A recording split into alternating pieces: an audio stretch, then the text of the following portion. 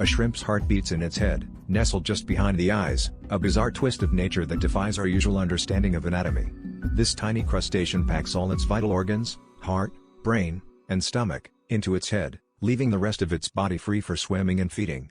The heart's location is crucial for its survival, pumping hemolymph, the shrimp's version of blood, efficiently throughout its body. This unique design offers protection to its most critical components, snugly encased within its hard exoskeleton, where predators would least expect to find such vital parts. Dive deeper, and you'll discover that this peculiar setup is a marvel of evolutionary engineering, allowing shrimp to maintain flexibility and agility in their watery world. Next time you see a shrimp, remember that its head is a command center of life, brilliantly compact and surprisingly sophisticated.